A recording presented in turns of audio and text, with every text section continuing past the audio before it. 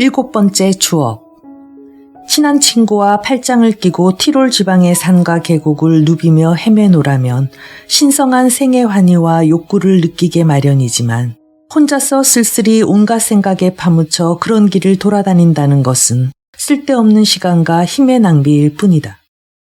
푸른 들과 어두운 계곡들과 푸른 호수와 웅대한 폭포가 내게 무슨 도움이 된단 말인가. 내가 그들을 쳐다보는 것이 아니라 그들이 나를 쳐다보며 이 고독한 인간에 대해 놀란다. 이 세상에서 아무도 나와 함께 있어줄 사람이 없다는 생각에 나의 가슴은 죄어드는 듯 했다. 나는 그런 생각을 갖고 매일 아침 잠에서 깨어났으며 그 생각은 아무리 해도 머리에서 떨어질 줄 모르는 노래처럼 하루 종일 나를 따라다녔다. 저녁이 되어 여관에 들어가 지친 표정으로 자리에 앉으면 방 안에 있는 사람들은 나를 쳐다보며 고독한 방랑자에 대하여 이상스러운 눈초리를 보내는 것이었다. 그리하여 나는 아무도 내가 고독하다는 사실을 알아차리지 못할 어두운 밤 가운데로 나갔다가 한밤중이 되어서야 돌아와 조용히 방으로 올라가 침대에 몸을 던지고 잠이 들 때까지 슈베르트의 가곡을 영혼으로 들었다. 그대가 있지 않은 그곳에 행복이 있노라. 나중에는 어디에서나 만나는 사람들, 찬란한 자연을 즐기고 환호하며 웃고 떠드는 사람들을 보기가 싫어 낮에는 하루 종일 잠을 자고 달빛이 환한 밤중에 홀로 거닐며 이리저리 방황하였다. 그럴 때면 거기에 나의 상념들을 몰아내고 흩뜨리는 하나의 감정이 있었는데 그것은 공포심이었다. 밤새 혼자서 길도 모르는 산에 오른 사람은 누구나 경험하게 될 것이다. 눈은 부자연스럽게 긴장되어 쓸데없이 먼 곳에 있는 물체를 보게 마련이며 귀는 병적으로 날카로워져서 어디서 흘러나오는지도 모를 소리를 듣게 되고 발은 바위 틈을 헤치고 뻗어난 나무 뿌리에 걸리거나 폭포의 비말로 미끄러워진 길에서 허둥거리게 마련이다. 그러면 가슴 속에는 위로할 길 없는 황막함이 도사릴 뿐 거기에는 우리들의 마음을 따뜻하게 해줄 추억도 매달릴 희망도 없다. 그런 경험을 해본 사람이라면 밤이 주는 그 차가운 공포를 안팎으로 느끼게 된다는 사실을 알게 되리라. 인간이 느끼는 최초의 공포는 신에게서 버림을 받는 데서부터 생겨난다. 하지만 생활이라는 것이 그 공포를 쫓아내주며 대신 신의 영상을 본떠서 창조된 인간들이 고독한 우리들을 위로해준다.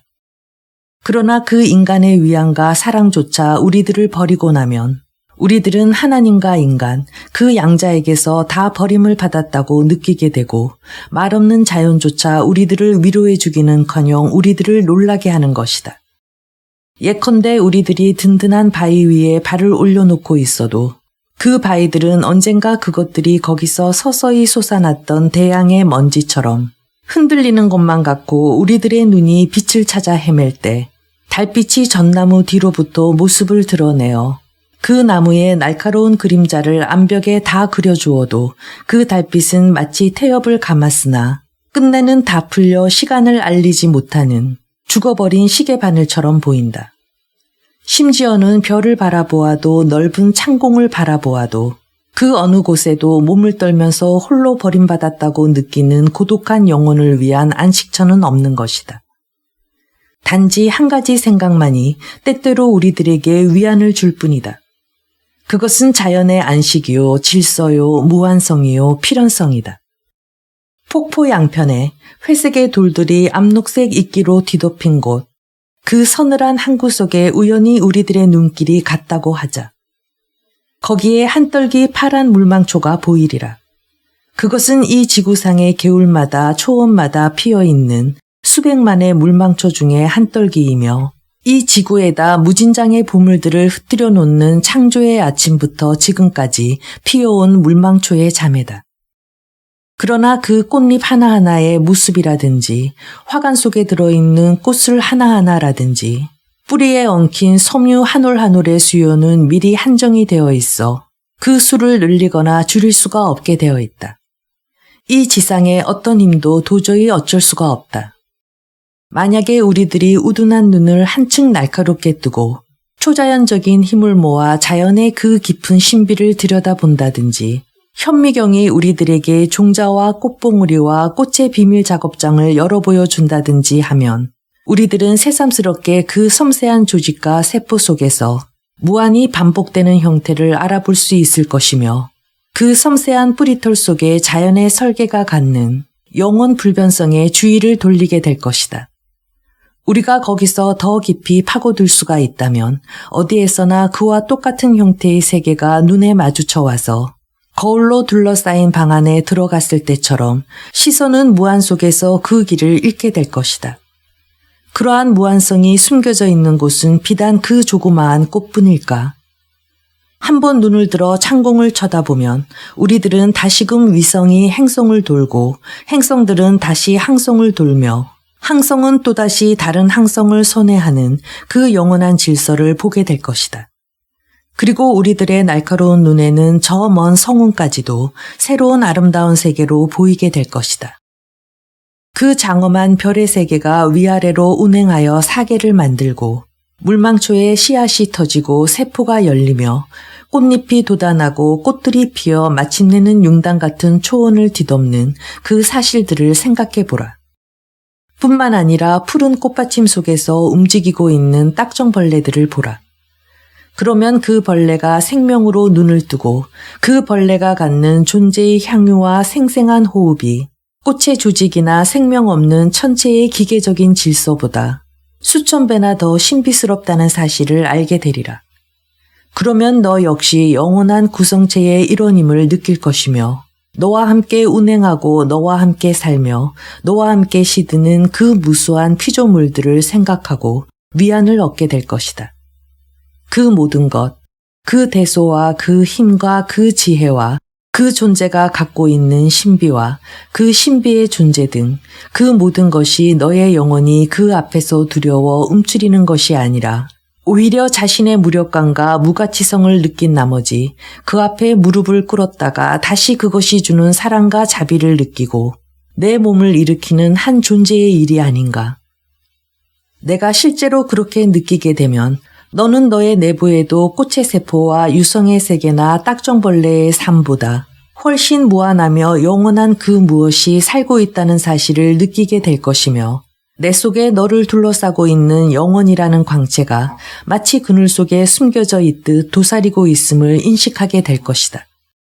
그리하여 내가 너의 내부에서도 너의 하부에서도 너의 위에서도 너의 가상을 실존으로 너의 공포를 안식으로 너의 고독을 보편으로 만들어주는 어떤 실제자가 존재한다는 사실을 느끼게 되면 너는 너의 삶이 갖는 그 캄캄한 어둠 속에서 내가 그 누구를 향하여 이렇게 부르짖는가를 알게 될 것이다.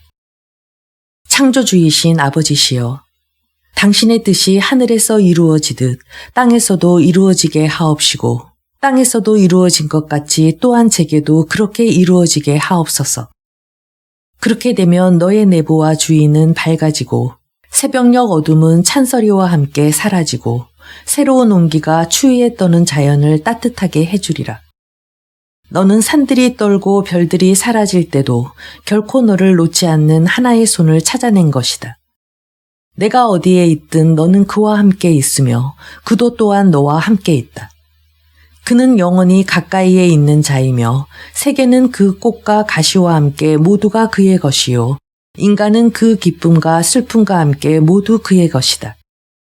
하나님의 뜻이 아니면 아무리 하찮은 일도 내게는 일어나지 않으리라. 그런 생각을 하면서 나는 계속 길을 걸었다. 마음은 금세 밝아졌다가 또 금세 어두워지기도 했다. 아무리 영혼의 그 깊은 심층에서 평온과 안식을 발견했다고 하더라도 인간이란 항상 성스러운 은둔자로 버티기가 몹시 어렵기 때문이다. 그렇다. 우리들은 그것을 찾아내는가 하면 그것을 다시 잊게 마련이며 그에 이르는 길을 찾지 못하는 수도 있다. 여러 주일이 흘러갔으나 그녀로부터는 편지 한 장, 소식 한 줄 오지 않았다. 아마도 그 여자는 죽어서 영원한 안식 속에 잠들어 있는지도 모르겠다. 그것은 항상 나의 입속에 맴도는 내가 아무리 떨쳐버리려고 해도 다시금 내게 부딪혀오는 노래가 되고 말았다. 그것은 있을 수 있는 일이었다. 그 노 의사는 그 여자는 심장을 앓고 있어 매일 아침 그 여자에게로 찾아갈 때마다 이미 그 여자는 이 세상과 하직을 고했을는지도 모른다는 각오를 단단히 한다고 말하지 않았던가. 만약에 내가 그 여자와 작별 인사도 못하고 최후의 순간에서조차 내가 그 여자를 얼마나 사랑하는가를 말하지도 못한 채 그 여자가 이승을 하직했다고 한다면 내 어찌 자신을 용서할 수가 있다는 말인가. 나는 저승에까지 그 여자를 따라가 그 여자도 나를 사랑하며 나를 용서한다는 이야기를 들어야 하지 않겠는가. 인간이란 어찌하여 삶이라는 것을 장난으로 여긴단 말인가. 그리고 하루하루가 자신의 최후가 될 수 있으며 시간을 잃어버린다는 것은 영혼을 잃어버리는 것과 같다는 생각을 하지 못하고 어떻게 인간이 할 수 있는 최선과 자기가 즐길 수 있는 최고의 미를 하루하루 뒤로 미룬단 말인가. 그러자 마지막으로 만났을 때 의사가 하던 말 한마디 한마디가 떠올랐으며 내가 갑자기 출발을 결심하게 된 것은 오로지 그에게 나의 강함을 보이려는 의도 때문이었고 거기에 머물러 그에게 나의 나약함을 보이기가 괴로웠기 때문이었다는 것을 알 수 있었다. 그제야 내게는 모든 것이 분명해졌다. 나의 유일한 의무는 지체 없이 그녀에게로 돌아가 하늘이 우리에게 주신 그 모든 것을 참고 견디는 것이라고. 그러나 되돌아갈 계획을 세우자마자 벼랑간 의사의 말이 떠올랐다. 될 수 있으면 공주님은 시골로 전지요양을 떠나야 될 걸세 하던 그 말이. 그리고 그 여자 자신도 여름은 주로 자신의 성에서 보낸다고 말한 적이 있었다. 아마도 그 여자는 지금 나와 아주 가까운 곳에 있는지도 모를 일이다. 그곳까지는 하루면 충분하리라. 그런 생각이 들자 나는 곧 출발해서 그날 저녁에는 이미 성문 앞에 이르렀다. 조용하며 맑은 저녁이었다. 산봉우리들은 저녁노를 받아 황금빛으로 반짝이고 능선은 낙조로 물들었다. 계곡마다 회색의 안개가 일어 차츰 위로 올라가 갑자기 밝아졌다가는 구름의 대양처럼 하늘에서 물결쳤다. 그 빛깔의 유희는 다시 가볍게 물결치는 어두운 호수에 투영되어 기슭에 산들이 오르락내리락 하는 것 같아 보였다. 그들의 투영이 현실이 아님을 알려주는 것은 오직 산꼭대기와 교회의 뾰족탑과 뚜렷한 선을 이루어 보이는 저녁 연기뿐이었다. 하지만 나의 시선이 멈춘 곳은 나의 예감이 내가 거기서 그 여자를 다시 만나게 되리라고 말해주는 그 고성일 뿐이었다. 창문에는 불빛 하나 보이지 않았으며 황혼의 정적을 깨뜨리는 발소리 하나 들려오지 않았다. 혹시 나의 예감이 빗나간 것은 아닌가. 나는 서서히 최초의 문을 지나 계단을 오른 다음 성의 앞들에 다다랐다. 거기서 나는 보초 한 사람이 왔다 갔다 하는 것을 보고 그 병정에게로 달려가 지금 성 안에 누가 있느냐고 물어보았다. 공주님과 종복들이 있습니다. 하고 병정은 무뚝뚝하게 대답했고 나는 지체 없이 현관으로 다가가 초인정을 흔들었다. 그제서야 나는 나의 행동에 생각이 미쳤다. 이곳에 나를 아는 사람이 아무도 없으며 나 또한 내가 누구라는 것을 밝힐 수가 없는 노릇이다. 나는 한 주일 동안이나 산속을 헤매 다녔기 때문에 거지같이 보였다. 뭐라고 해야 할 것인가? 그리고 누구를 대상으로 내가 물어야 한다는 말인가? 하지만 이것저것 생각할 겨를이 없었다. 곧 문이 열리고 엄숙하게 제복을 차려입은 수위가 나타나 이상스럽다는 듯이 나를 쳐다보았기 때문이다. 나는 절대로 공주님 곁을 떠나지 않는 것으로 알고 있는 그 영국 여자가 지금도 그 성 안에 있느냐고 물어보았다. 그렇다는 대답을 듣자 잉크와 펜을 달래서 내가 지금 여기에 와 있다는 사실과 공주님의 근황을 알고 싶노라고 편지를 썼다. 수인은 하인 하나를 불러 그 편지를 안으로 가지고 가도록 했다. 나는 그 긴 복도를 걸어가는 하인의 발걸음 소리를 들으며 시시각각 참기가 어렵게 느껴졌다. 벽에는 왕실의 가족 사진이 걸려 있었고 무장을 한 기사들과 성장을 한 여인들의 초상화가 보였고 그 가운데에는 가슴에 붉은 십자가를 늘어뜨리고 흰옷을 입은 수녀의 모습도 보였다. 전에는 나는 그런 초상화들을 여러 번 구경한 적이 있었으나 그런 사람들의 가슴 속에도 인간적인 마음이 도사리고 있으리라고 생각한 적은 없었다. 그러나 그때 갑자기 나는 그들의 얼굴에서 몇 권의 책을 읽는 것 같은 기분을 느꼈고 그들 모두가 우리 역시 이 세상에 살았던 사람들이며 우리 역시 한때는 괴로움을 받은 적이 있었노라고 말하고 있는 것만 같았다.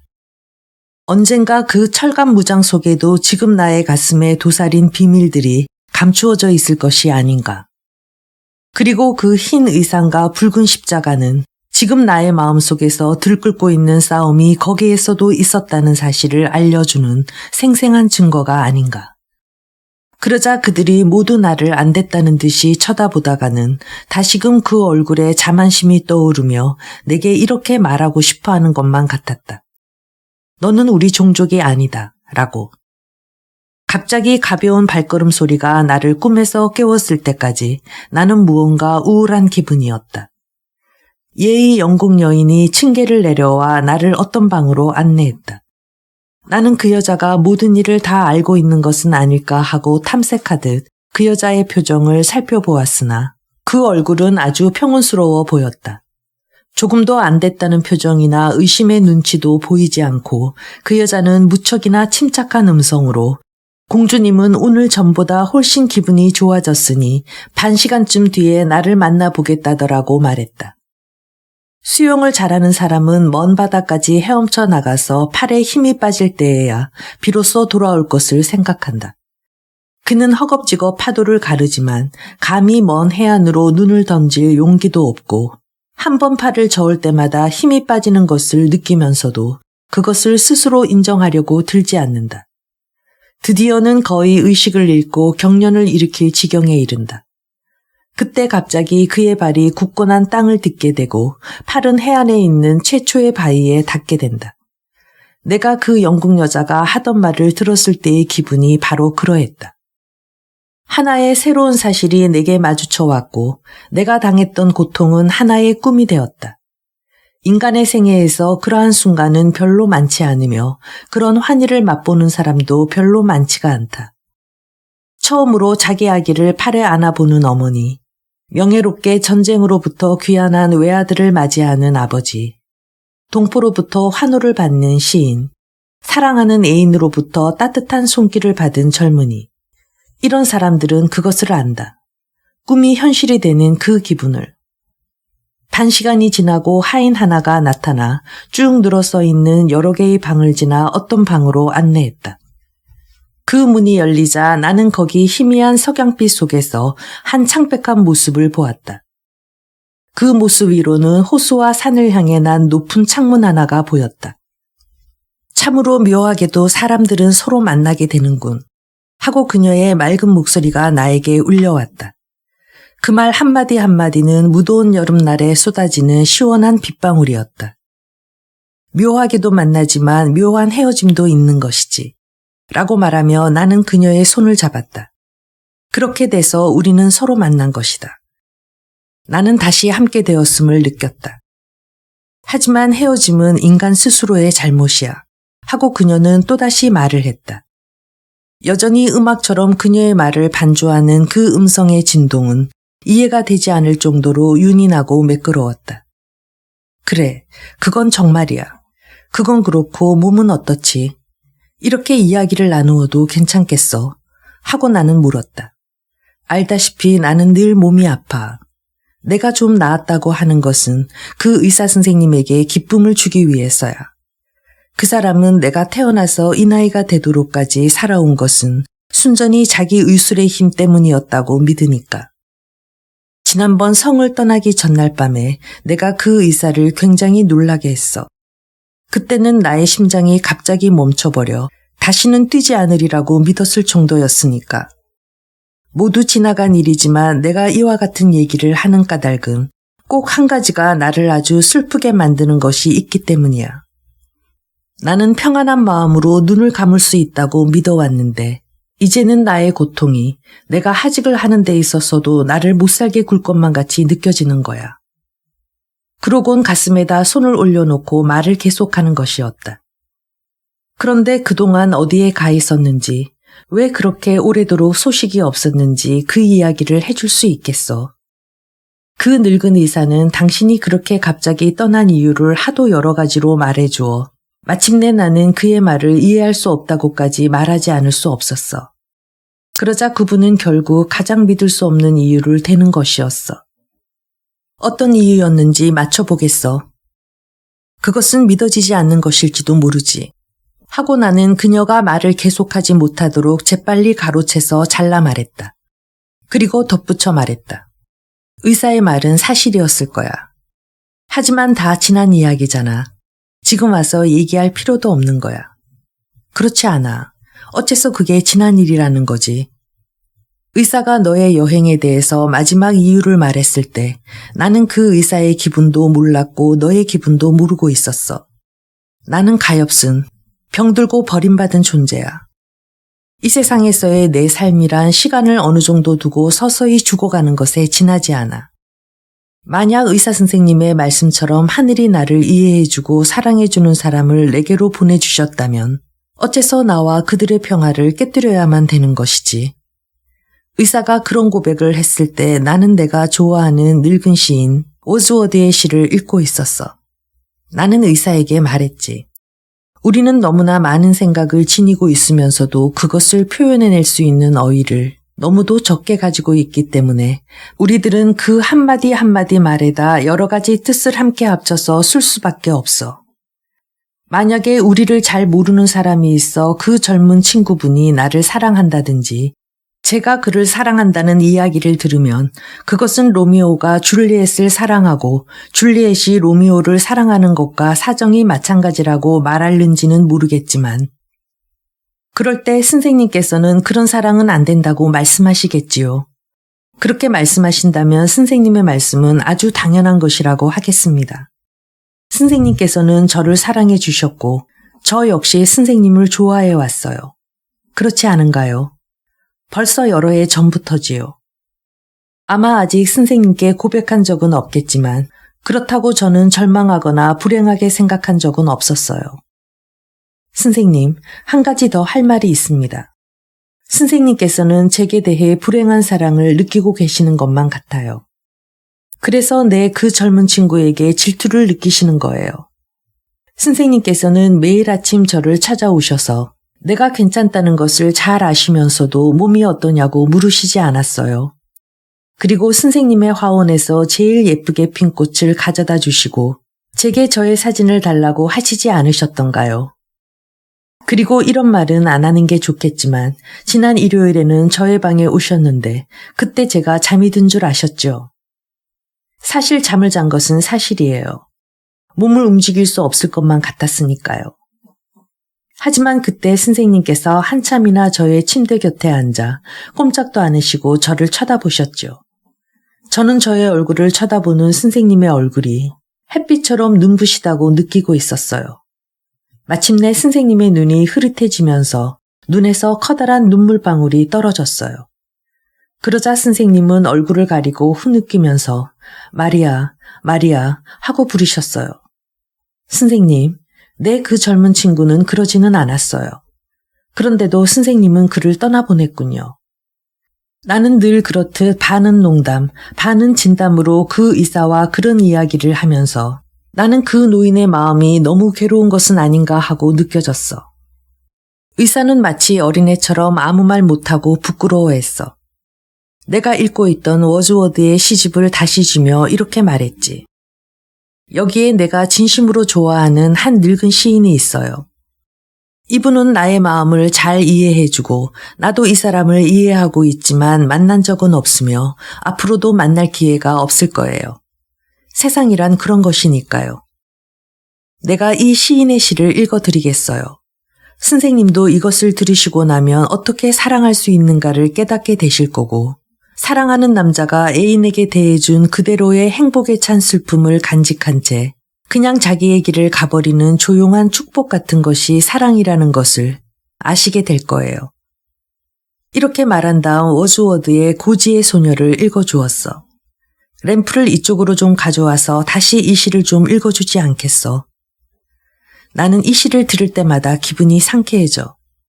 이 시 속에 깃들어 있는 분위기를 비유해서 이야기하자면 고요하고 끝없는 저녁놀이 눈 덮인 산들의 순결한 품에 사랑과 축복의 손을 펼치는 듯한 느낌이야. 그녀가 하는 말이 조용하게 차츰차츰 나의 영혼 속으로 울려오는 것을 듣고 있노라면 나의 가슴도 역시 조용해지는 것이었다. 태풍을 치르고 난 그녀의 모습은 은색의 달그림자처럼 나의 사랑 위에 떠 있었다.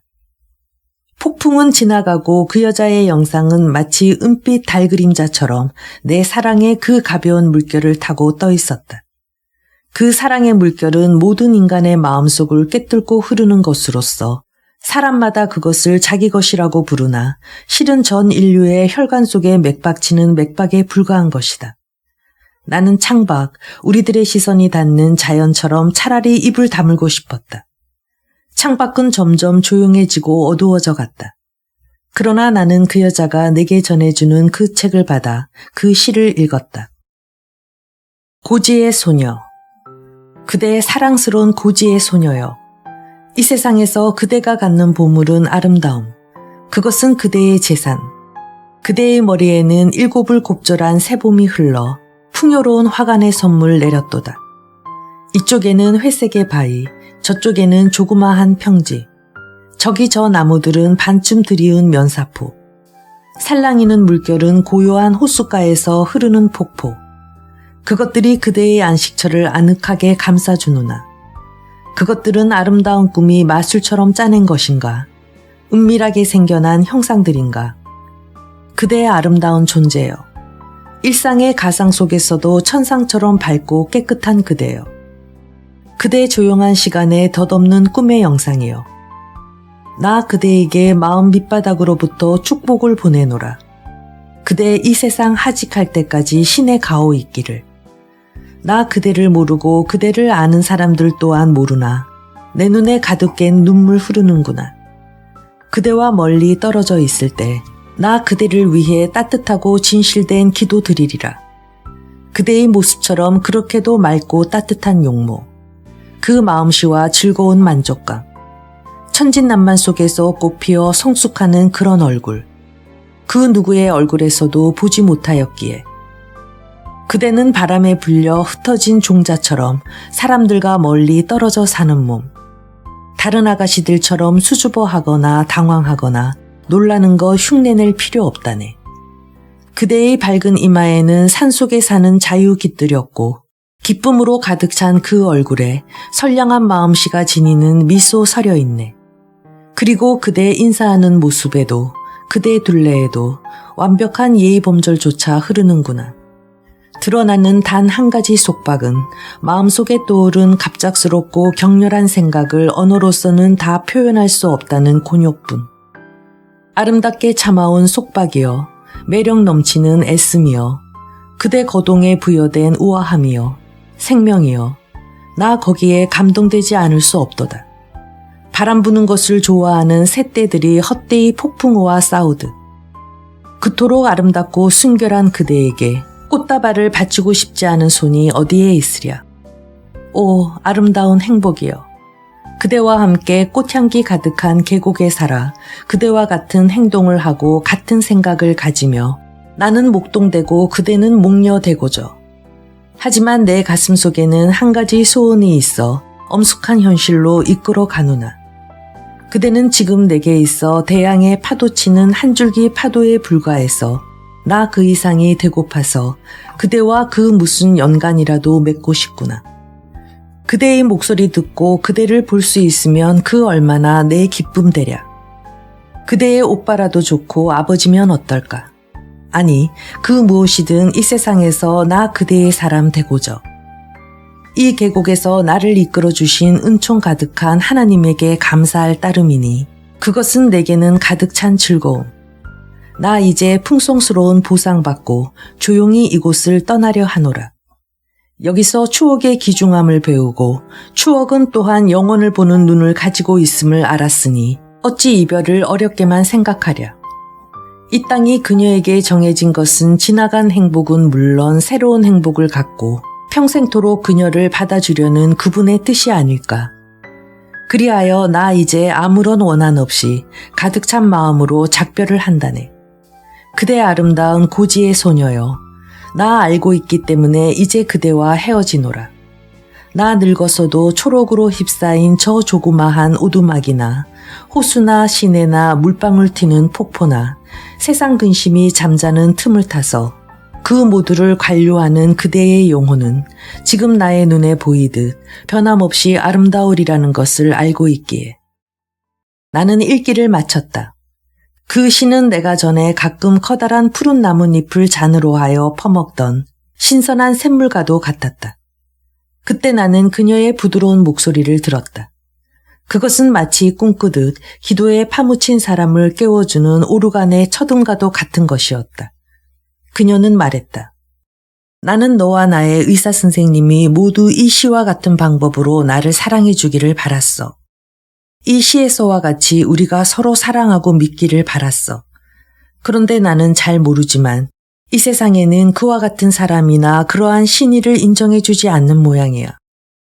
우리는 얼마든지 행복하게 살아갈 수 있는데도 불구하고 이 세상을 우울한 곳으로 만들고 있어. 옛날에는 그렇지 않았나 봐. 옛날에도 지금 같았다면 호모는 아름답고 건전한 온화한 나우시카라는 인물을 만들어내지는 못했을 거야. 나우시카는 오디세우스를 첫눈에 사랑하고 말았어. 그녀는 곧 그 사실을 자기 친구들에게 말했지. 저 남자가 나의 남편이 되어서 여기서 함께 살았으면 좋겠어 하고. 그렇지만 그 남자와 함께 도시에 가기를 부끄러워하며 그 남자에게 솔직히 만일 당신처럼 훌륭한 외국 남자를 집으로 데리고 가면 사람들은 남편을 데리고 온다고 할 거예요 라고 말했어. 이 얼마나 모든 것이 단순하고 자연스러워. 그러나 오디세우스가 고향의 처자에게 돌아가고 싶다고 말했을 때 그 여자는 한마디의 불평도 하지 않고 우리 눈앞에서 자취를 감추고 말았지.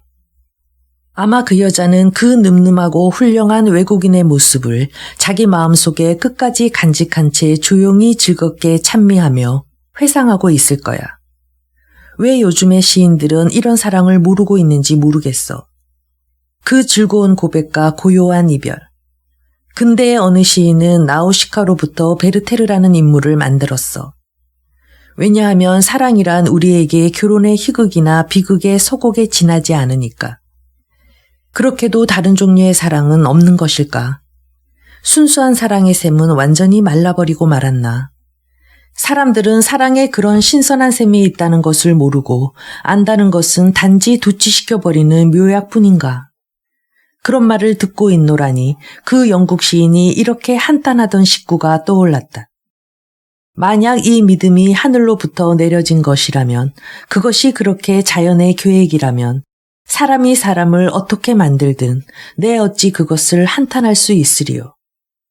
하지만 시인들이란 그 얼마나 행복한 사람들일까 하고 그 여자는 말을 계속했다. 시인들의 언어는 수천의 말 없는 영혼들을 가지고 있는 가장 깊은 감정을 실제하는 것으로 만들었으며 그들의 노래들을 얼마나 자주 가장 달콤한 비밀의 고백으로 이끌었던가. 그들의 가슴은 가난한 사람의 마음도 부자의 마음도 다 같이 울려주어 행복한 자는 그들과 함께 노래 부르고 슬픈 자는 그들과 함께 눈물 흘리지. 워즈워드 이상으로 내 마음에 꼭 드는 시인은 없어. 하지만 나의 친구들은 대개 그 시인을 별로 좋아하지 않는다는 사실을 나는 잘 알아. 그들은 심지어 워즈워드는 시인이 아니라고까지 말해. 그러나 내가 그를 좋아하는 점은 그 시인이 관습적인 시어와 과장이나 시적 감흥이라고 불리는 그 모든 것을 피하려 한다는 점이지. 그는 진실한 사람이야. 그리고 이 한마디 말 가운데 그를 설명하는 그 모든 것이 들어있는 것이 아닐까. 그는 아름다움에 대한 우리들의 눈을 뜨게 해주었어. 우리들의 발치에 아무렇게나 흩어져 피어있는 들판의 들국화가 지닌 아름다움. 그런 아름다움 말이야. 그는 그 모든 것을 그 참된 이름으로 부르려 했어. 그는 누구를 놀라게 하지도 속이려 하지도 또 현혹시키려 하지도 않았어. 그리고 사람들로부터 감탄을 받으려고도 하지 않았어.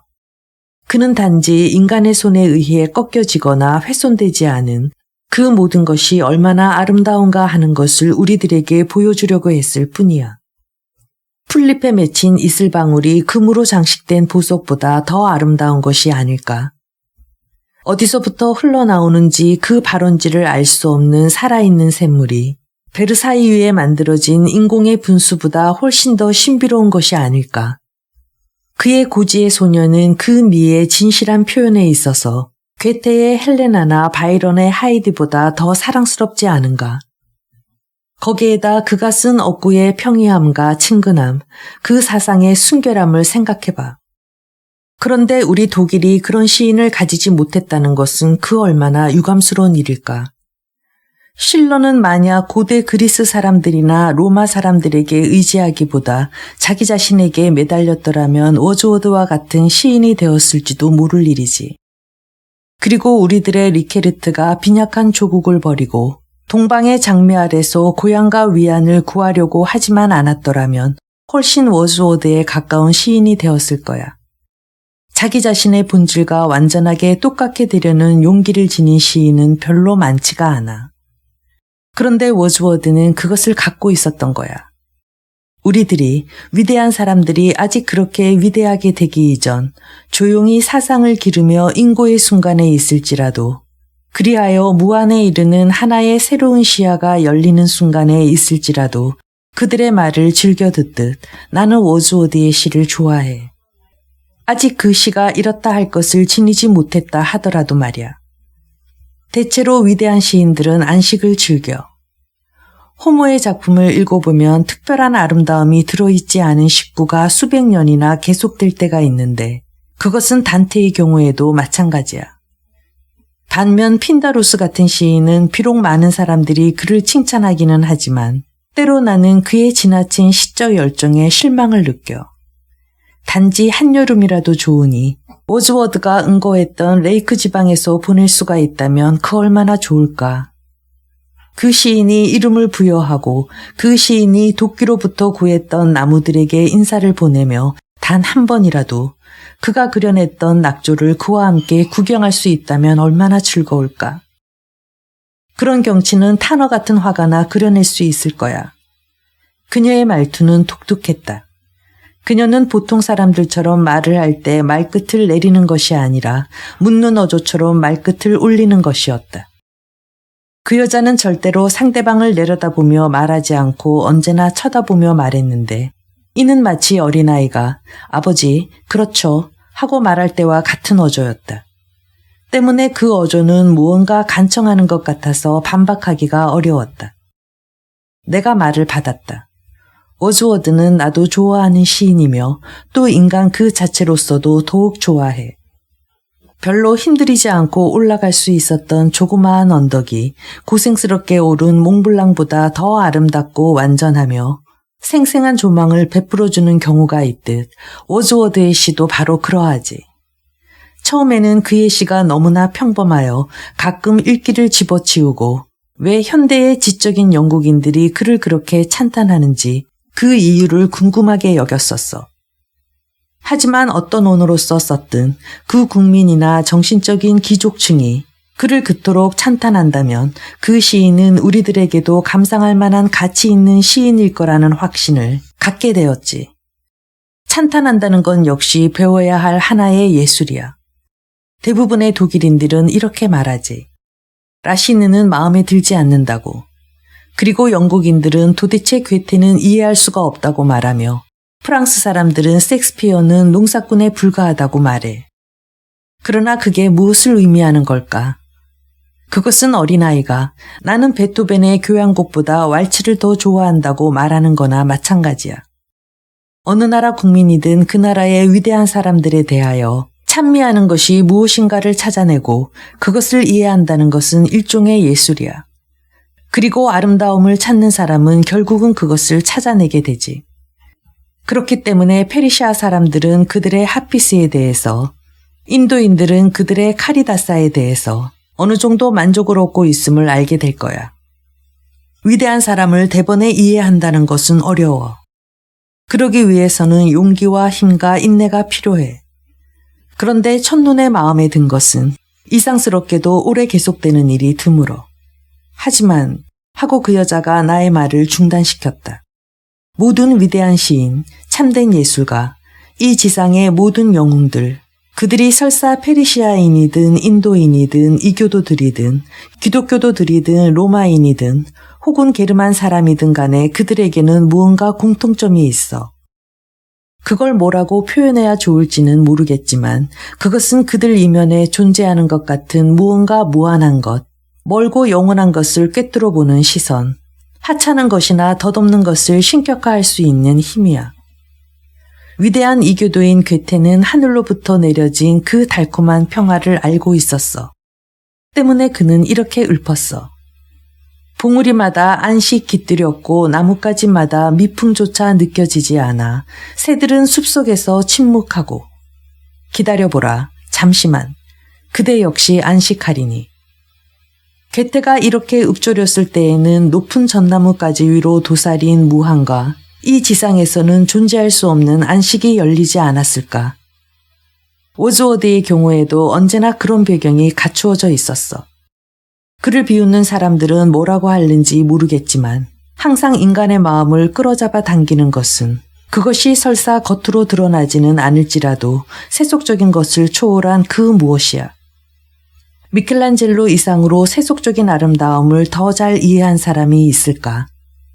하지만 그에게는 세속적인 것이 초지상적인 것의 반영에 불과한 것이었으므로 그것을 이해했던 거야. 그 사람의 소네트를 한번 읽어봐. 소네트. 아름다움은 나를 하늘로 몰고 가누나. 이 세상에서 내 마음을 사로잡는 것은 오직 아름다움뿐.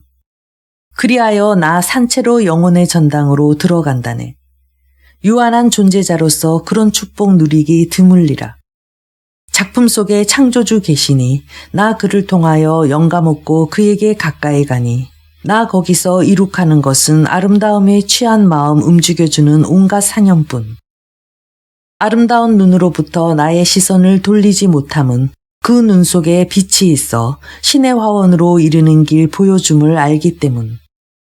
그리하여 그 광채 속에서 내 몸 불타오름을 느끼고 하늘에 군림하는 기쁨이 나의 고귀한 불꽃 속에 부드럽게 빛나오누나. 그 여자는 지쳐서 입을 다물었다. 내가 어떻게 그 여자의 침묵을 깨뜨릴 수가 있겠는가. 인간이 마음속에 깃들인 생각을 서로가 흉금을 털어놓고 나눈 다음 만족하여 침묵하는 상태를 우리는 천사가 방안을 나는 것 같다고 표현하지만 나는 실제로 평화와 사랑의 천사가 조용히 날개짓을 하며 나의 머리 위로 나는 소리를 듣는 기분이었다. 나의 시선이 그 여자에게 머물러 있는 동안 그녀의 육신은 어둑어둑한 황혼 속으로 사라지고 나의 손 안에 놓인 그 여자의 손만이 그녀의 실존을 느끼게 해줄 뿐이었다. 그때 한 줄기 밝은 빛이 그 여자의 얼굴로 흘러내렸다. 그 여자도 그것을 느끼고 눈을 떠 놀라운 듯 나를 바라보았다. 반쯤 감겨진 속눈썹으로 베일처럼 감싸여진 그 여자의 눈에서 흐르는 광채는 번갯불처럼 빛을 발했다. 나는 사방을 휘둘러 보았으며 마침내 화려한 의상을 입은 달이 두 개의 언덕 사이로 성을 향해 솟아오르는 것을 보았고 그 달빛이 다정한 미소로서 마을과 호수를 밝혀주는 것을 보았다. 그런 자연에 접해보기도 처음이었으며 그렇게 아름다운 광경을 보기도 처음이었다. 그리고 나의 영혼에 그토록 안식이 흐르는 것을 느끼기도 처음이었다. 마리아, 나는 말했다. 이렇게 정화된 순간에 이런 자세로 사랑을 고백하게 해줘. 초지상적인 것을 내 몸 가까이 느끼고 있는 바로 이 순간 두 사람의 영혼이 두 번 다시 헤어지지 않게 해줘. 마리아, 사랑이 어떠한 것이든지 간에 나는 마리아를 사랑하고 있어. 그리고 마리아, 당신은 내 것이라고 나는 느끼고 있어. 그것은 나라는 존재가 마리아, 너의 것이기 때문에. 나는 그녀 앞에 무릎을 꿇은 채 감히 그녀의 눈을 바라보지도 못하고 있었다. 나의 입술은 그녀의 손에 키스하고 있었다. 처음에는 그녀가 망설이더니 급히 결단을 내려서 손을 걷어들였다. 내가 눈을 들었을 때 그녀의 얼굴에는 고통스러운 표정이 떠올라 있었다. 그녀는 내내 아무 말 없이 있더니 깊은 한숨을 쉬면서 몸을 일으키고는 입을 열었다. 오늘은 이것으로 충분해. 당신은 내 마음을 아프게 했어. 하지만 그건 나의 잘못이야. 창문을 좀 닫아줘.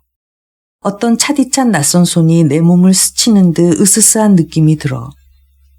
내 곁에 남아줘. 아니야, 안 돼. 당신은 돌아가야 해. 안녕히 잘 가. 언제까지나 신의 평화가 우리와 함께 하기를 기도해줘. 다시 한번 만나줘. 내일 밤. 기다리겠어. 오, 그 신비로운 안식은 갑자기 어디로 사라졌다는 말인가. 나는 그 여자가 괴로워하는 것을 보았다. 내가 할 수 있는 것은 될수록 빨리 자리를 떠서 그 영국 여자를 부른 다음 밤의 어둠을 뚫고 쓸쓸히 마을로 돌아가는 일뿐이었다. 나는 오래도록 호숫가를 서성거리면서 조금 전까지 내가 거기에 있었던 불 켜진 창문을 쳐다보았다. 마침내 성에서는 마지막 불도 꺼지고 달은 점점 높이 떠올라 뾰족탑 하나하나가, 창문 하나하나가, 성벽에 달린 장식 하나하나가 마술 같은 조명 속에서 그 모습을 드러냈다. 나는 거기 조용한 밤 한가운데 홀로 서 있었다. 뇌수의 활동이 정지된 것만 같았다. 어떤 사념도 그 결론에 이르지 못했으며 나 홀로 이 지상에 있어 나를 위한 영혼은 하나도 없다고 느낄 뿐이었다.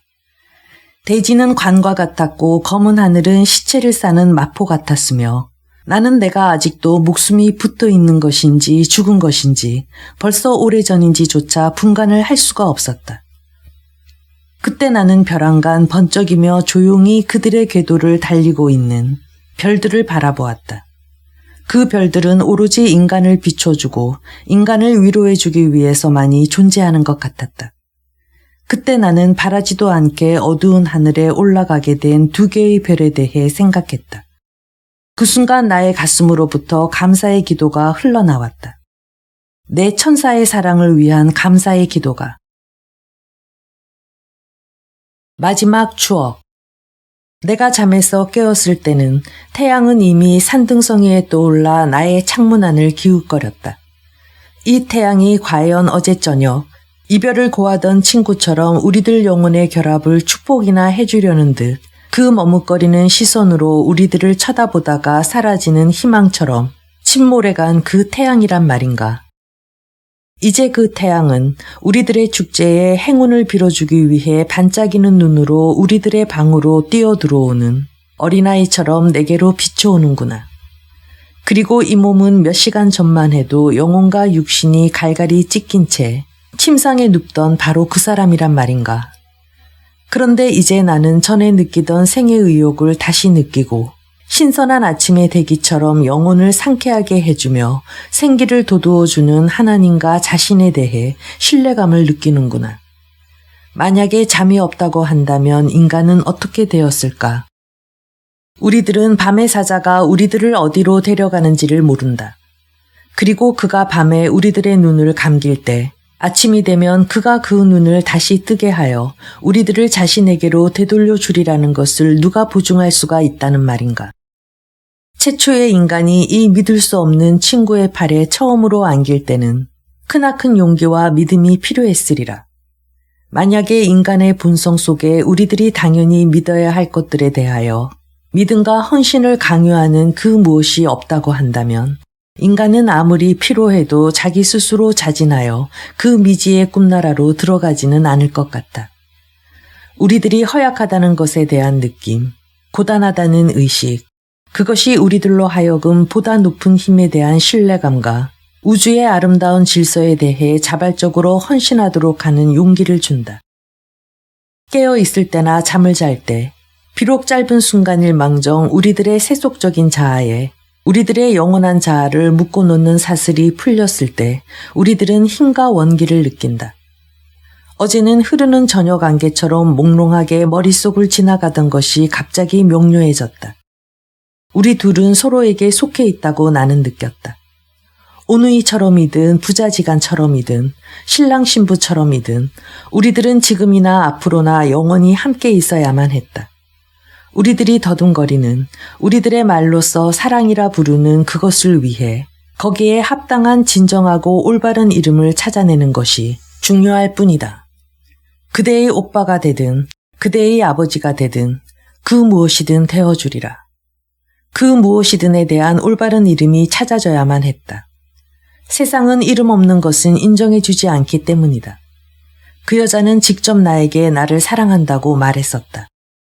모든 사랑의 원천이 되는 순수하고 깨끗한 전인적인 사랑으로서 그 여자는 나를 사랑한다고 말했었다. 그런데 내가 그 여자에게 나의 온 사랑을 바치노라고 고백했을 때 그 여자의 놀라움과 괴로워하던 표정은 어찌 된 것일까? 하지만 그런 것들이 우리의 사랑에 대한 나의 믿음을 흔들어 놓을 수는 없는 일이었다. 왜 우리들은 자신의 마음속도 이해할 수 없으면서 인간의 영혼 속에서 일어나는 그 모든 것들을 이해하려고 애를 써야 된다는 말인가? 그것은 어디에서나 우리들의 마음을 잡아당기는 설명할 수 없는 것이다. 자연에서든 인간에서든 우리들 자신의 가슴 속에서든 마찬가지다. 우리들이 이해할 수 있는 인간들, 해부형 모형처럼 그 내부가 우리들의 눈에 훤히 들여다 보이는 인간들은 소설에 나오는 인물처럼 우리들의 마음을 냉담하게 만들어줄 뿐이다. 그리고 모든 것을 해명하려고 들고 마음속에서 온갖 기적을 다 부정하려고 드는 그런 윤리적 합리주의 이상으로 생활에서나 인간들에 대해 느끼는 우리들의 기쁨을 망가뜨리는 것은 없다. 어떤 존재 안에든 해명할 수 없는 그 무엇이 있어 우리들은 그것을 운명이라고도 영감이라고도 혹은 성격이라고도 부른다. 영원히 반복되어 나아가게 마련인 이 나머지가 없이 인간의 행위와 충동을 분석할 수가 있다고 믿는 사람은 자기 자신에 대해서조차 모르는 사람이다. 나는 결국 전날 저녁에 절망했던 그 모든 것에 대해서도 위안을 찾아냈으며 그리하여 미래의 하늘에는 한 조각의 구름도 없어 절대로 흐려지는 일이 없을 것으로 생각되었다. 그런 기분으로 나는 비좁은 집에서 나와 탁 트인 들판으로 나갔다. 그때 심부름꾼 하나가 내게 편지 한 통을 전달했다. 그것은 그 아름다운 필적으로 보아 마리아 공주로부터 온 것이었다. 나는 숨도 쉬지 않고 편지를 개봉하면서 인간이 바랄 수 있는 가장 멋진 내용을 기대했다. 그러나 모든 기대는 단번에 무너지고 말았다. 편지에는 손님이 오게 되었으므로 오늘 저녁에는 찾아오지 말아달라는 내용밖에는 아무것도 들어있지 않았기 때문이었다. 다정한 말 한마디, 그 여자의 기분을 알리는 글 한 줄 없지 않은가. 단지 마지막에 추신이 붙어 있을 뿐이었다. 내일 고문관이 오게 됐어요. 그러니 모레까지 안녕. 여기서 벼랑간 나의 삶의 책장으로부터 이틀이라는 날짜가 완전히 찢기어 없어지고 말았다. 차라리 그 이틀이라는 것이 그저 없어져 버린 것이라면 좋겠으나 그것은 감옥의 연판 지붕처럼 내 머리 위에 걸려있는 것이었다. 어떻든 그 이틀을 되살리지 않으면 안 된다. 나는 그것을 어떤 임금에게나 그렇지 않으면 거지에게 보시로서 주어버릴 수도 있지 않을까. 임금은 이틀 동안 더 옥자에 앉을 수가 있을 것이며 거지라면 이틀 동안 더 예배당 앞 돌층계에 버티고 앉아 있을 수가 있으리라. 나는 잠시 눈앞을 응시하며 생각에 잠겼다. 그리고 절망이라는 것 이상으로 신에 대한 더 큰 불신은 없다고 생각했으며 아무리 하찮은 것이나 위대한 것이나를 막론하고 다같이 위대한 신의 계획의 일부여서 그것이 아무리 어렵더라도 거기에 순응해야 되리라고 생각했다. 말을 타고 가던 사람이 눈앞에 시면을 보고 곱비를 잡아당기듯 나도 얼른 곱비를 뒤로 잡아당겼다. 그렇게 될 수밖에 없다면 할 수 없는 노릇이지. 나는 마음속으로 소리를 질렀다. 그리고 신이 창조한 이 지상은 비탄을 하거나 불평을 할 곳은 아닐 거야. 그 여자가 직접 쓴 몇 줄의 편지라도 받아볼 수 있었다는 것만 해도 행복이 아니고 무엇인가. 그리고 짧은 시일 안에 그 여자를 다시 만나볼 수 있다는 것은 내가 지금까지 누렸던 그 이상의 행운이 아니고 무엇이겠는가. 항상 머리를 물 위로 내놓아라. 인생을 재빠르게 헤엄쳐가는 사람들은 그렇게 말하지만 그렇게 되지 않을 바에야 차라리 단번에 물속 깊이 빠져버리는 것이 훨씬 낫지 않겠는가. 쉴 새 없이 눈가기로 물이 들어가 목구멍으로 흘러 들어가게 하는 것보다야 그 편이 얼마나 더 편하겠는가. 인생의 조그마한 불행을 당하여 항상 신의 섭리를 생각하고 일상의 관습에서 오는 싸움을 당하여 신의 현존으로 들어가는 것이 어렵게 느껴진다고 한다면 인생이라는 것을 의무라고까지는 하지 않을지라도 하나의 예술이라고 보는 것이 옳지 않을까. 그렇다면 조그마한 손실이나 고통을 당하여 떼를 쓰고 울부짖는 어린아이처럼 보기 싫은 것이 있을까? 반대로 눈에 눈물이 그득하면서도 벌써 그 눈이 기쁨과 천진으로 반짝이는 어린애 이상으로 더 아름다운 존재가 있겠는가? 그것은 마치 봄비에 몸을 떨던 꽃이 햇빛을 받아 그 뺨에서 눈물 자국이 지워지기가 바쁘게 다시 향기를 바라는 것과 마찬가지다. 잠시 후 내게는 좋은 생각이 떠올랐다. 운명을 극복하고 그 이틀이라는 시간을 그 여자와 함께 지낼 수 있다는 좋은 생각이었다. 오래전부터 나는 그녀가 내게 말했던 그 사랑스러운 말들과 생각을 기록해두고 싶었었다. 그리하여 그 이틀이라는 시간은 함께 지냈던 아름다운 시간들에 대한 추억과 보다 아름다운 미래에 대한 희망 속에서 보낼 수가 있었다. 나는 그녀의 곁에서 그녀와 함께 있었고 그녀의 내부에서 살았으며 지난날 그녀의 손을 잡고 그녀를 직접 느끼던 이상으로 그녀의 사랑과 정신을 더 내 몸 가까이에서 느꼈다. 그 기록들은 지금에 와서는 그 얼마나 값진 것이며 나는 얼마나 자주 그것을 꺼내어 되풀이해서 읽었던가. 그것은 그 여자가 했던 말을 혹시 내가 잊을까 두려워해서가 아니라 그 기록들은 내 행복의 증언이며 첫마디 말보다 한층 웅변적인 침묵으로 쳐다보는 친구의 시선처럼 나를 그윽하게 바라보는 시선이기 때문이었다. 지나간 행복에 대한 추억, 지나가버린 고통에 대한 추억, 우리들을 감싸고 우리들을 속박하던 모든 것들이 사라져버린 아득한 과거, 이미 오래전부터 거기에 잠들어 있는 자식의 무덤 앞에 몸을 던지는 어머니처럼 영혼을 맡기는 과거, 어떤 희망도, 어떤 소망도, 어쩔 길 없는 헌신에서 오는 정적을 깨뜨릴 수 없는 그런 과거의 주상을 우리들은 우수라고 부르리라. 하지만 행복은 그런 우수 속에 깃들여 있으며 많이 사랑하고 또 많이 고통을 당해본 사람만이 그것을 안다. 어느 어머니에게든 물어보라. 그녀 자신이 신부였을 때 썼던 면사포를 이제 딸의 머리에 씌워주며 거기에 없는 남편을 생각할 때의 느낌이 어떠한가를 물어보라. 그녀 자신이 신부였을 때 썼던 면사포를 이제 딸의 머리에 씌워주며 거기에 없는 남편을 생각할 때의 느낌이 어떠한가를 물어보라. 그리고 어느 남자에게든 물어보라. 그가 사랑하던 처녀, 세상이 갈라놓아버린 그 처녀가 임종의 자리에서 그 옛날 청년 시절 그가 그녀에게 보냈으나 이제는 시들어버린 한떨기 장미꽃을 그에게 되돌려 주어 그것을 받을 때의 그 기분이 어떠한지 물어보라. 그들은 아마도 눈물을 흘리리라. 하지만 그 눈물은 고통의 눈물도 아니요 기쁨의 눈물도 아닌 희생의 눈물이다. 인간이 신에게 바치며 그가 가졌던 가장 사랑스러운 것이 신의 사랑과 예지에 대한 믿음을 갖고 조용히 사라져가는 것을 볼 때의 그 희생. 하지만 이제는 추억 속으로 지나간 과거의 그 생생한 현실 속으로 들어가 보도록 하자. 그 이틀은 참으로 쏜살같이 빨리 지나가 버리고 재회의 시간이 점점 가까워 오자 나의 몸은 떨려왔다. 그 첫날은 시내로부터 승합마차와 기사들이 도착하여 성은 갖가지 손님들로 활기를 띠는 것을 보았다. 지붕에는 깃발이 나부끼고 뜰에는 음악이 흘렀다. 저녁이 되자 호수는 손님들을 태운 곤돌라로 활기를 띄웠고 물결을 타고 남자들의 노랫소리가 들려왔다. 나는 거기에 귀를 기울였다. 그 여자도 창가에서 그 노래를 듣고 있겠지 하고 생각했기 때문이었다. 그 다음 날은 모두가 분망한 것 같았다. 오후가 되자 비로소 손님들은 출발 준비를 갖추어 떠났으며 저녁 늦게 고문관이 탄 마차가 홀로 되돌아가는 모습이 보였다. 그러자 나는 더 이상 견딜 수가 없었다. 나는 그녀가 혼자 있으리라는 것, 나를 생각하고 있으리라는 것을 알고 있었기에. 그러니 그 여자의 손을 잡아보지 않고 어찌 하룻밤을 그대로 보내겠는가. 이제는 이별의 괴로움이 극복되었으며 다음날 아침에는 새로운 행복이 우리들을 깨워주리라고 그 여자에게 말하지 않고 어찌 하룻밤을 그대로 보내겠는가. 그 여자의 창에는 아직 불이 켜져 있었다. 왜 그 여자는 혼자 있어야만 하는가?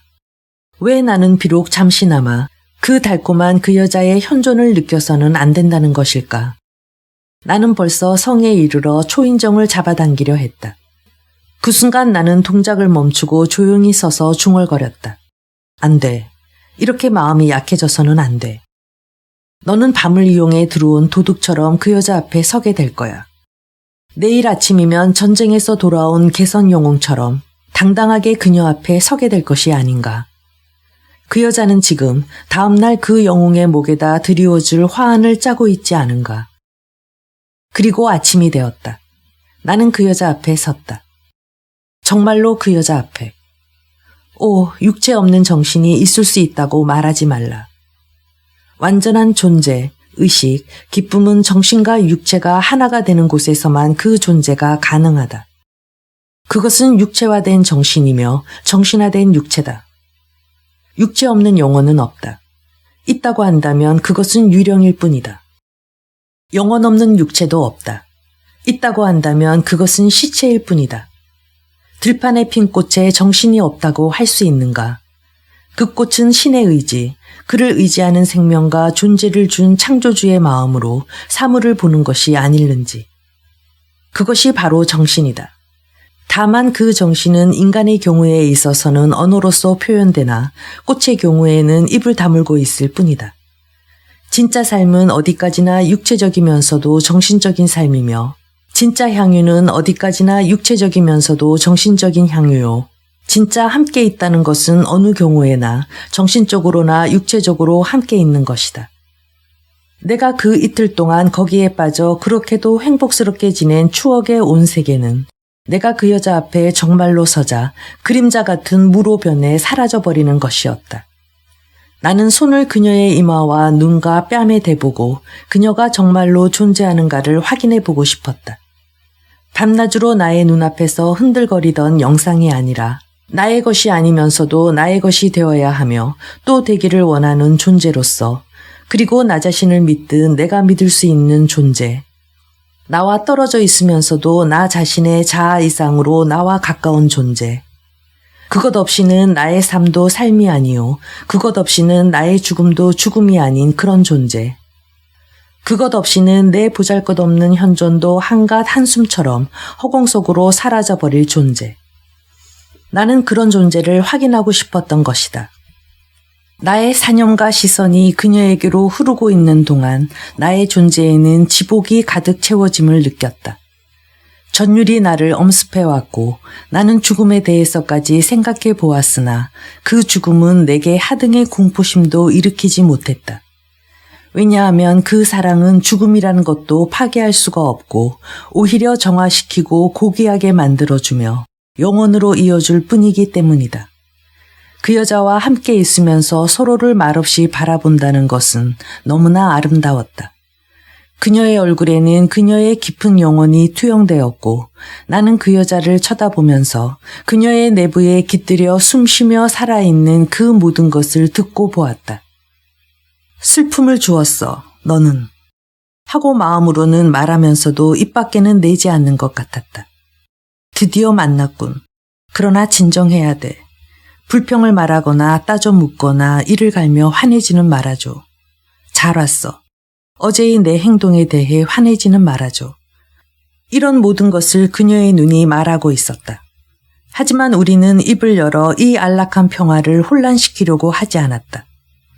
주치의가 보낸 편지를 받지 않았어. 그것이 그녀의 첫 질문이었다. 그리고 그 말을 하는 그녀의 음성은 몹시 떨렸다. 아니, 나는 대답했다. 차라리 잘된 것 같아. 그녀는 잠깐 멈췄다가 다시 말했다. 차라리 편지를 받지 않는 것이 잘 되었는지 모르겠어. 직접 당신에게 말하면 되니까. 이제 만나는 것도 오늘이 마지막이야. 슬퍼하거나 화내지 말고 편안하게 헤어져줘. 내게 잘못이 있었음을 깨닫고 있어. 아무리 부드러운 입김도 아기가 없음에도 불구하고 꽃잎을 지게 한다는 사실을 미처 깨닫지 못하고 나는 너의 생활 속에 들어가 버렸어. 나는 세상에 대해 잘 몰랐어. 나처럼 병들어 괴로워하는 인간이 너로부터 동정심 이상의 것을 일으킬 수 있으리라고 미처 생각지 못했어. 나는 자주 너와 다정하고 꾸밈없이 만났어. 그것은 오래전부터 너를 알았으며 또 웬일인지 함께 있으면 즐거웠거든. 솔직히 이야기하면 나는 너를 사랑하고 있었으니까. 그러나 세상은 그런 사랑을 이해하지 못할 뿐더러 허용해 주지를 않아. 의사 선생님이 나의 눈을 뜨게 해주었어. 도시에서는 우리에 관한 소문이 떠돌고 있대. 영주인 남동생이 아버지께 편지를 드려 아버지께서는 앞으로는 절대로 너와 만나면 안 된다고 말씀하셨어. 너에게 이러한 고통을 주게 된 것에 대해 나는 진심으로 아주 후회하고 있어. 용서해 주겠지. 그녀의 눈에는 눈물이 고여 있었다. 그녀는 눈물을 나에게 보이지 않기 위해 눈을 감고 있었다. 마리아, 나에게는 오직 하나의 생명밖에는 없어. 그것은 너와 결합되어 있는 것이지. 나는 오직 하나의 의지밖에는 없어. 그것은 또한 너의 의지야. 진심에서 말하는 거야. 나는 너를 진심으로 사랑하고 있어. 그렇지만 나에게 자격이 없다는 것을 잘 알고 있어. 신분으로 보나 마음의 고결함으로 보나 순결한 면에서까지도 나는 너하고는 다르지. 그러므로 아내라고 부른다는 일은 나에게는 당치도 않은 일이라는 것도 잘 알고 있어. 그렇지만 우리 둘이 함께 되어 이 세상을 살아가는 데는 다른 길이 없어. 마리아, 너는 자유야. 만약 내가 만나기 싫어한다면 우리는 영원히 만날 일이 없을 거야. 그렇지만 만약 내가 나를 사랑하고 있다면, 너 자신을 나의 것이라고 느끼고 있다면 한간의 소문쯤은 무시할 수 있는 거야. 세상 사람들의 차가운 비평 따위는 잊어버리자. 나는 일생 동안 너를 나의 팔에 안고 가겠어. 죽든 살든 나는 너의 것이야. 그렇지만 우리들은 불가능한 것을 원해서는 안 돼. 만약 우리들이 이 세상에서 결합하는 것이 신의 뜻이면 왜 나에게 이러한 평생의 고통을 주셨겠어? 우리는 운명이라든지 사정이라든지 인연이라든지 하는 것은 결국 신의 섭리임을 잊어서는 안 되는 거야. 그것에 거역하는 것은 신에게 반항하는 것이거든. 그것을 어리석다고 볼 수 없다 손 치더라도 불순한 행위로밖에 말할 수 없는 것이야. 인간이 이 세상에서 사는 것은 별이 하늘에 있는 것과 같은 이치일 거야. 별들은 각기 신이 정해놓은 궤도에서 서로 만나고 다시 헤어져야만 하는 존재잖아. 그것을 거부하는 것은 완전히 무모한 짓이든가 그게 아니면 세상의 모든 질서를 파괴하는 짓이야. 이 섭리를 이해할 수는 없더라도 믿을 수는 있지. 그와 마찬가지로 나는 너에 대한 나의 애정이 어째서 옳지 않은지를 이해할 수 없어. 아니, 옳지 않다고 말할 수 없을 뿐 아니라 그렇게 말하고 싶지도 않아. 하지만 그 애정은 있을 수 없는 것이며 있어서는 안 되는 거야. 알겠지?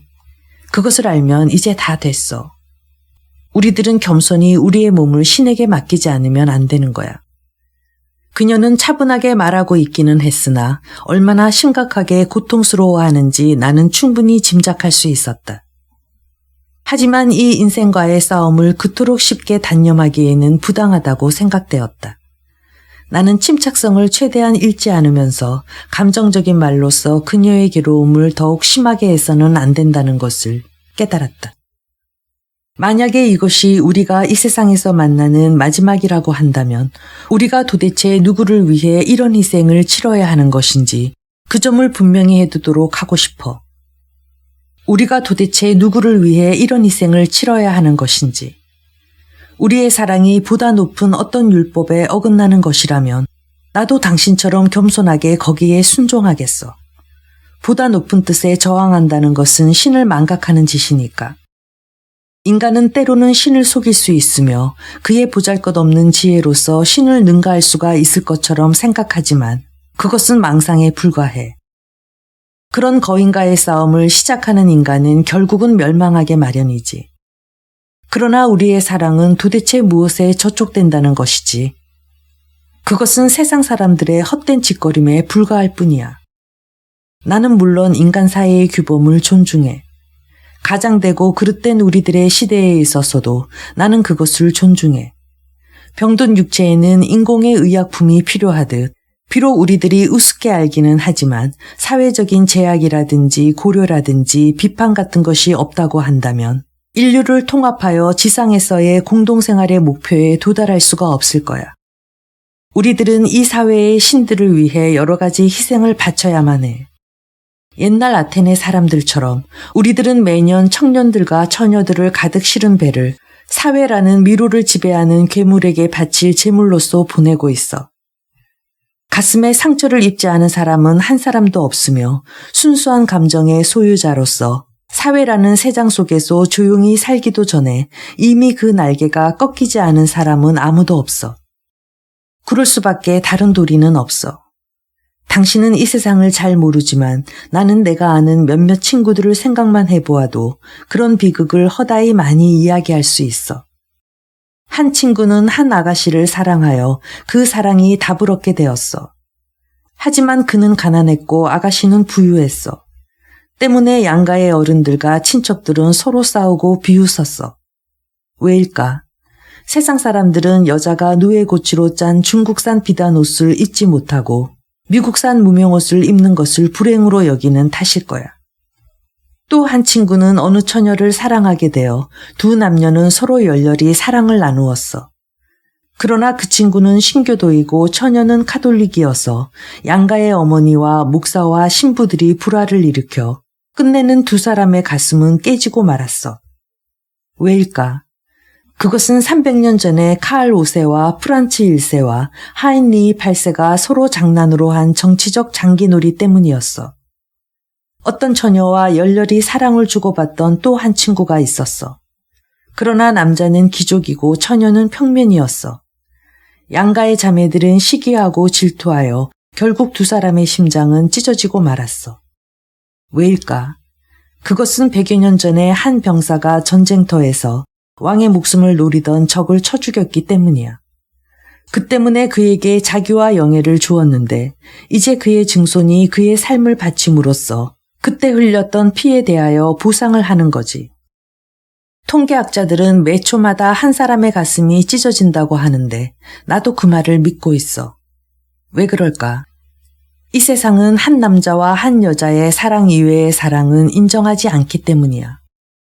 만약에 2명의 처녀가 한 남자를 사랑한다고 한다면 한 처녀는 희생될 수밖에 없어. 그리고 두 남자가 한 처녀를 사랑한다면 그 중에 한 남자는 희생을 치를 수밖에 없어. 왜일까? 결혼이라는 것을 염두에 두지 않고서는 도대체 사랑할 수가 없다는 말일까? 누구나 그 여자를 소유하려는 생각 없이는 한 여자를 바라볼 수도 없다는 말일까? 당신은 눈을 감는군. 내가 말을 너무 많이 한 것 같군.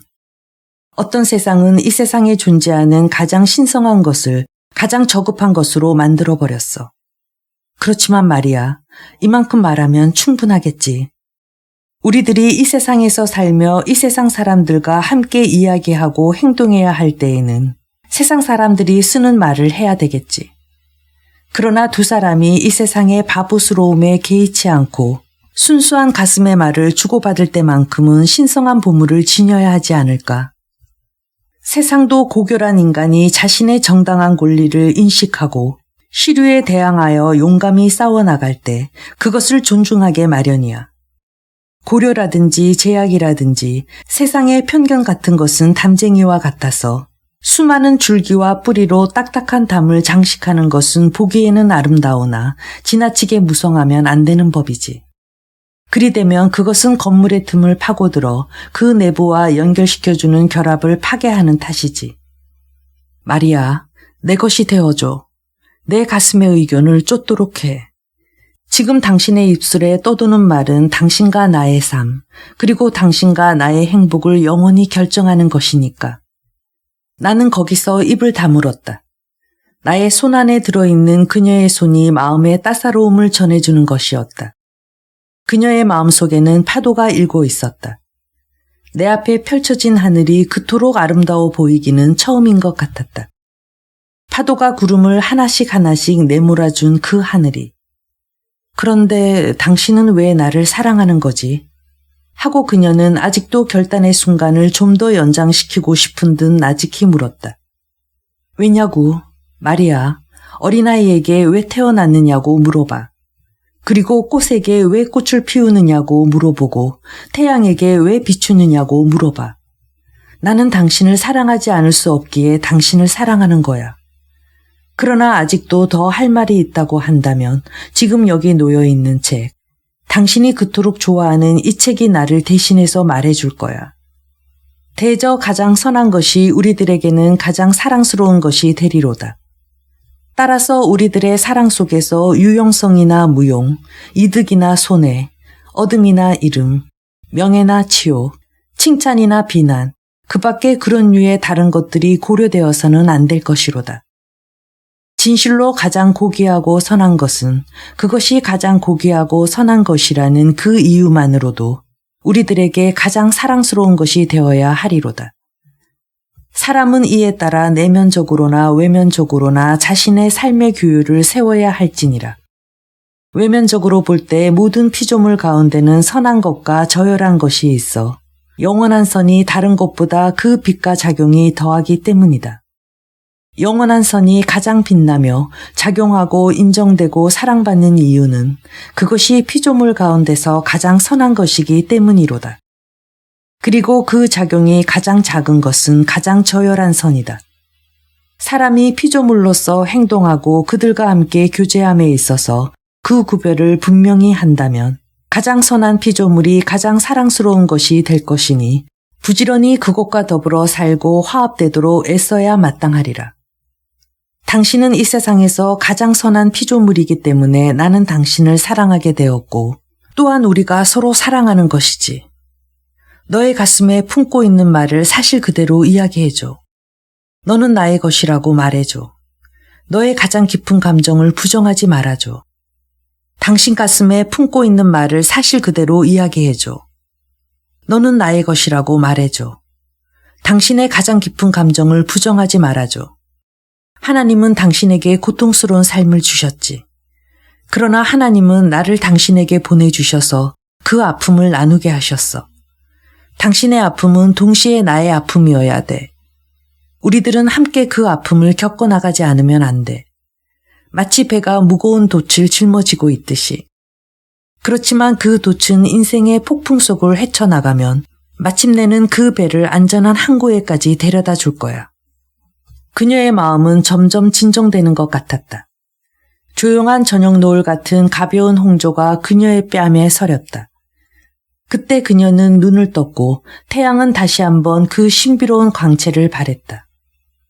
나는 당신 거야 하고 그녀는 말했다. 신이 그렇게 되기를 원했어. 지금의 나 그대로를 받아줘. 내가 살아있는 한 나는 당신의 것이며 저승에 가서도 신이 우리들보다 아름다운 삶으로 인도해 주시고 당신의 사랑에 대하여 그 보상을 내려주시기를 바랄게. 우리들은 가슴과 가슴을 맞대고 껴안았다. 나의 입술은 방금 내 인생의 축복을 말해준 그 입술을 가벼운 키스로 덮고 있었다. 우리들에게는 시간이 정지되고 주위의 세계가 사라졌다. 그때 그녀의 가슴으로부터 깊은 한숨이 흘러나왔다. 하나님, 모쪼록 제게 이 행복을 허락해 주십시오. 그녀는 소곤거렸다. 이젠 놔줘. 더 이상 못 견디겠어. 안녕, 나의 친구여. 사랑하는 사람이여. 구원자여. 그 말이 내가 그녀에게서 들은 마지막 말이었다. 어떻게 보면 그게 아닌지도 모르지만 나는 집으로 돌아와 침상에 누워 불안한 꿈을 꾸었다. 그런데 자정이 훨씬 넘었을 때 의사가 뜻밖의 내 방에 찾아왔다. 우리들의 천사는 하늘로 올라갔네. 하고 그는 말했다. 여기에 그 여자가 자네에게 남기고 간 마지막 인사가 있네. 그 말과 함께 그는 편지 한 통을 내게 내주었다. 거기에는 언젠가 그녀가 내가 그녀에게 준 그 반지가 동봉되어 있었다. 하나님의 뜻에 따라서라고 새겨져 있는 그 반지가. 그 반지는 오래된 종이로 쌓여져 있었는데 그 종이에는 내가 어린 시절 그녀에게 해주었던 말이 쓰여져 있었다.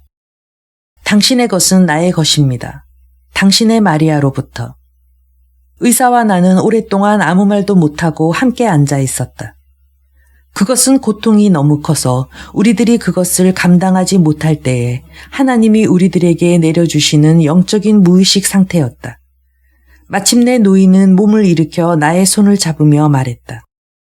우리가 만나는 것도 이것으로 마지막일세. 자네는 여기를 떠나야 할 터이고 나는 죽을 날이 얼마 남지 않았기 때문이지. 자네에게 꼭 말해둘 것이 한 가지 있네. 그것은 내가 일생 동안 고이 간직해서 누구에게도 말하지 않았던 비밀일세. 나는 언젠가 그것을 누구에게든 고백을 했으면 하고 바라왔었네. 내 말을 들어보게나. 조금 전 우리들을 떠난 그 영혼은 참으로 아름다운 영혼이었네. 멋지고 순수한 영혼이었고 깊고 성실한 마음을 가진 영혼이었네. 나는 그 영혼과 똑같이 아름다운 영혼을 알고 있네. 오히려 그보다 더 아름답다고 해야 마땅하겠지만 그분은 바로 그 여자의 어머니였네. 그 여자의 어머니는 나를 사랑했고 나 역시 그 여자를 사랑했었네. 그런데 우리 두 사람은 똑같이 가난해서 나는 그 여자에게 이 세상에서 훌륭한 지위를 마련해 주려고 이 세상의 삶과 싸웠었네. 그럴 때 젊은 군주께서 나의 약혼자를 보시고 그 여자를 사랑하게 되었다네. 그분은 군주인데다 그녀를 마음속 깊이 사랑해서 어떤 희생을 치르더라도 그 여자를 비전하로 삼겠다는 결심을 하기에 이르렀다네. 그리고 나도 그 여자를 너무도 사랑했으므로 그 여자에 대한 나의 사랑을 위해 나의 행복을 희생하기로 작정했다네. 나는 고향을 떠나며 나의 언약을 철회한다는 편지를 남겼다네. 그 이후로 나는 그 여자를 일생 동안 보지 못하다가 그녀의 임종의 자리에서 그 여자를 다시 만나게 되었다네. 그 여자는 첫 딸을 낳다가 죽었다네. 이제야 자네는 내가 왜 그토록 마리아를 사랑했던가를 알게 되었을 걸세. 그리고 내가 왜 마리아의 수명을 단 하루라도 더 연장시키려고 애썼는가를 알게 되었을 걸세. 그녀는 나의 마음을 이 삶에다 묶어놓는 유일한 존재였다네. 내가 삶을 지고 왔듯 자네도 이 삶을 참고 견디도록 하게나. 그러니 쓸데없는 슬픔으로 단 하루라도 허비하지 말게나. 될 수 있는 대로 다른 사람들을 도와주도록 하고 그들을 사랑하면서 그 여자와 같이 아름다운 영혼을 가진 사람을 보고 알고 사랑할 수 있었던 것에 대하여 신에게 감사하도록 하게나. 결국은 잃어버린 그 여자를 생각하며 말일세. 하나님의 뜻에 따르도록 하겠습니다.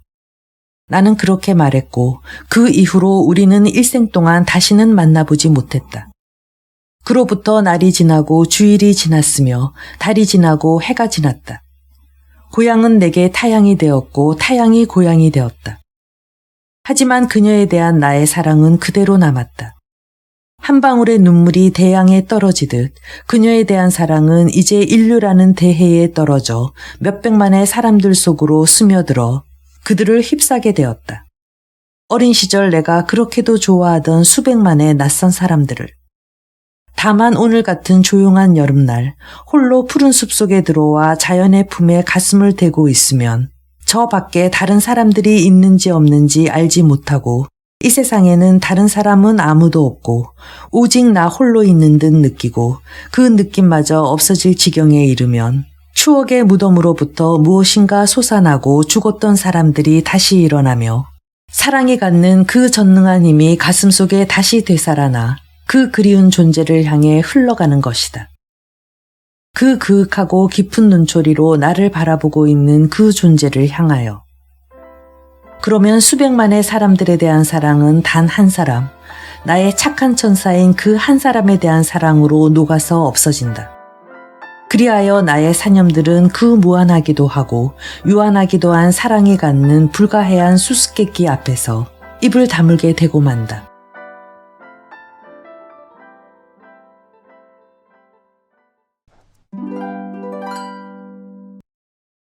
독일인의 사랑 밑줄 긋기. 나는 사랑해서는 안 되는 타인이라는 게 도대체 뭔지 골똘히 생각해 보았다. 오, 가엾은 인간의 마음이여. 우리는 서는 법과 걷는 법을 배우고 말하는 법과 읽는 법도 배운다. 하지만 사랑에 대해서는 아무도 가르쳐주지 않는다. 영원한 중력의 법칙에 의해 별들이 서로 끌어당기기도 하고 끌리기도 하면서 하나의 천체를 이루고 있듯이 이 세상에 존재하는 영혼들이 서로 이끌고 이끌리면서 하나로 계속 묶여있는 것은 바로 이 영원한 사랑의 법칙 때문이다. 햇빛이 없으면 꽃이 필 수 없듯이 인간은 사랑 없이는 살아갈 수가 없다. 사랑을 해본 사람은 사랑은 측정할 수가 없다는 것을 안다. 사랑에는 많고 적음이 없다는 것을 안다. 오직 온몸과 마음을 바쳐 힘을 다하고 정성을 기울일 때에만 거기에 도달할 수 있다는 것을 안다. 하지만 안타깝게도 우리가 인생을 절반도 채 살기 전에 이런 사랑은 거의 사라져 버린다. 진정한 삶은 육체적인 동시에 정신적이며 진정한 기쁨 역시 육체적인 동시에 정신적이다. 따라서 진정한 만남은 육체와 정신이 함께하는 것이다. 한 방울의 눈물이 거대한 바다에 떨어지듯이 그녀를 향한 나의 사랑은 살아있는 거대한 인류의 바다에 떨어져서 수백만 명의 낯선 사람들 마음에 스며들어 그들을 감싸 안았다. 어린 시절부터 내가 그토록 사랑해왔던 그 사람들의 마음에